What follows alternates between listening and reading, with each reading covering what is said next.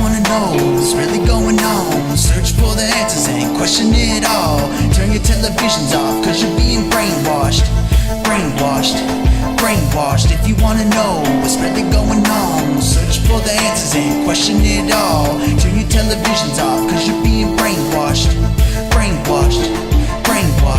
What's going on, everyone? Thank you for coming back to another broadcast over here at the Ellis Network. Now, guys, here's an article that I'm bringing out to you guys. 4 police officers were told not to enter Florida during the mass shooting.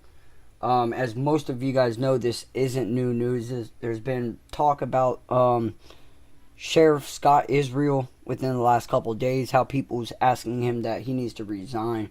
And then there's even video of him coming out and saying that he's not held accountable for these individuals not going in. You know, he puts the gun in their hands and he gives them the training, but he can't take accountability. And, you know, there's a whole mix-up. There's a whole, you know, mixed crowd on the whole incident that happened. So anyways, for the listeners of you guys, most of my subscribers know about this already.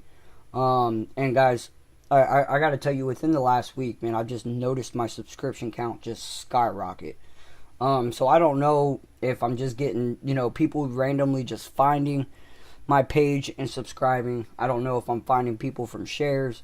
But either way, you know, I'm just going to go ahead and make this video. There's one more thing after this article that was just coming to me right before I recorded that I figured I'd just go ahead and talk to you guys about as well.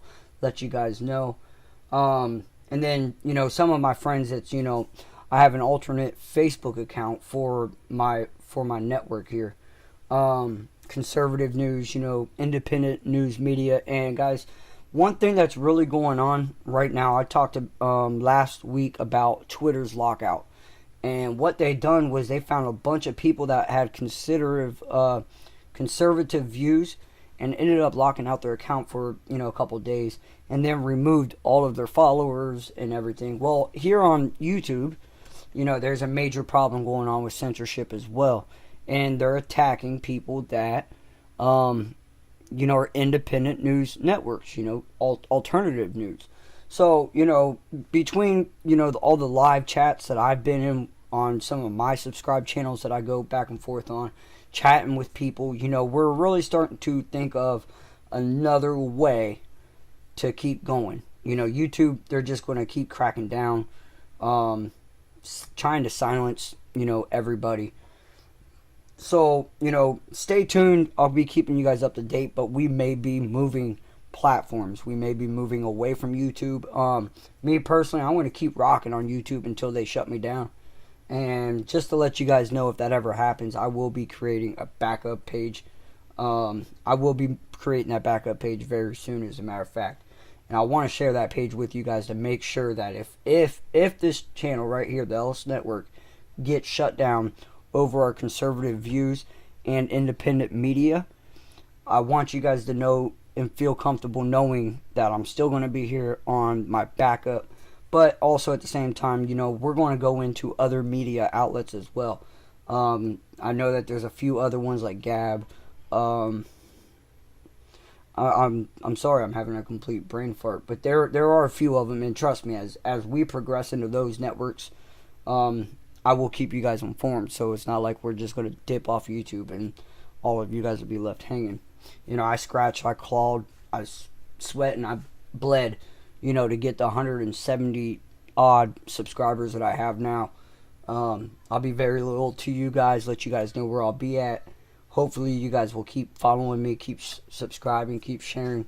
It means a lot.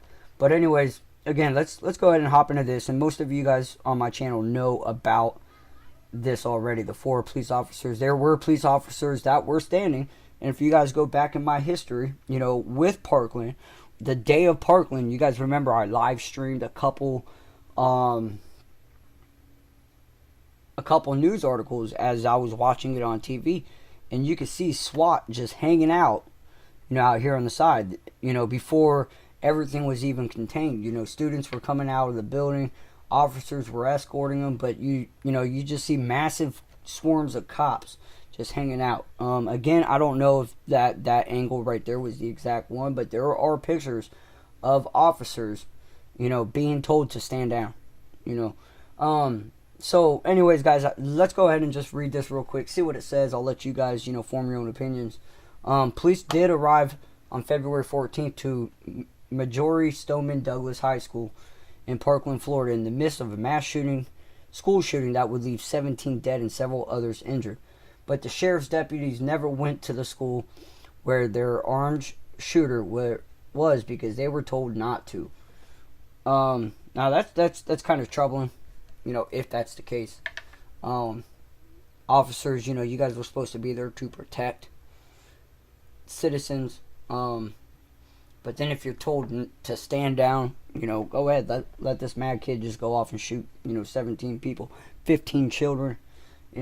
I think not only those officers, but even the sheriff, the one that's in charge of them, should take accountability of this and should all resign. Again, that's just my opinion. The Armed School Resource Officer, Broward County Sheriff's Deputy Scott Peterson, didn't enter the school, and neither did the other Broward County Sheriff's deputies. Coral Springs sources recently told CNN the deputies reportedly remained behind the squad cars with their guns drawn. Again, it's crazy. So much for heroism, Coral Springs police were troubled that the 4 Broward County Sheriff's deputies didn't go into the school, according to the reports. So now you have Coral Springs Police Department questioning Broward.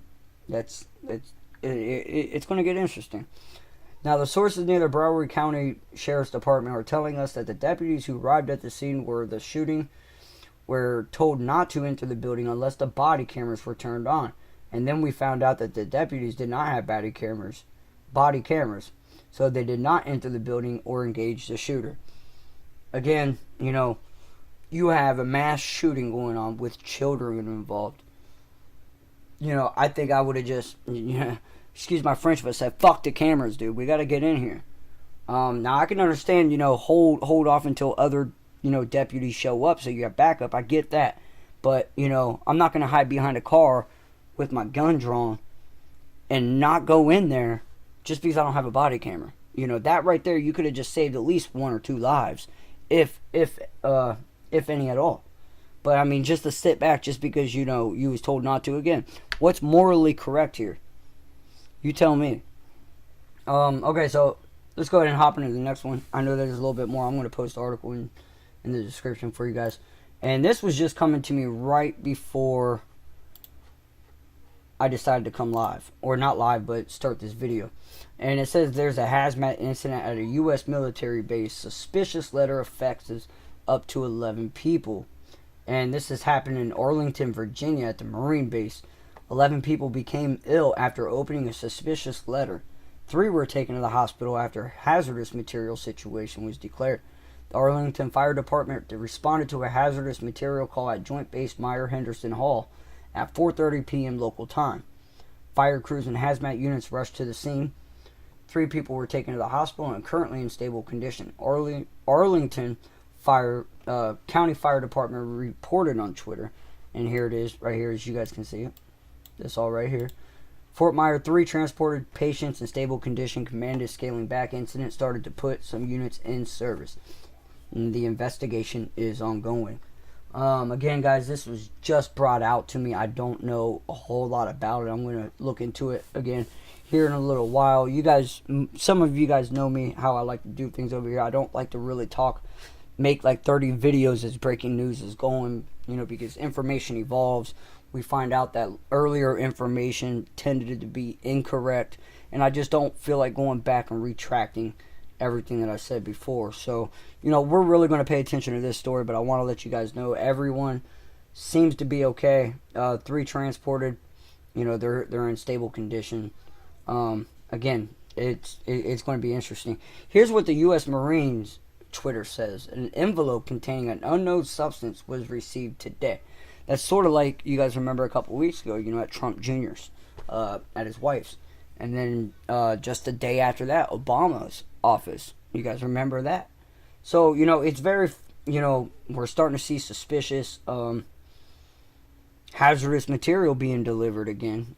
Sort of like the anthrax scare a couple years ago. So, again, guys, this is just another heads up. something to look forward to, something to pay attention to as well. Hopefully, we start investigating where these letters are coming from and they can actually start getting this cracked down. I do believe that there are copycats. Again, like I said, within the same time that Donald Trump Jr.'s family got one, the next day, Parliament over there across the seas, they ended up, a couple members in Parliament received it as well with letters, and then Obama, his office, received a suspicious envelope with materials in it as well.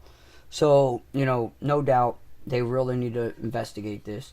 Again, we can find Osama bin Laden sitting in a hill, but we can't find out who. I don't buy it. Alright, guys. I'll see you later.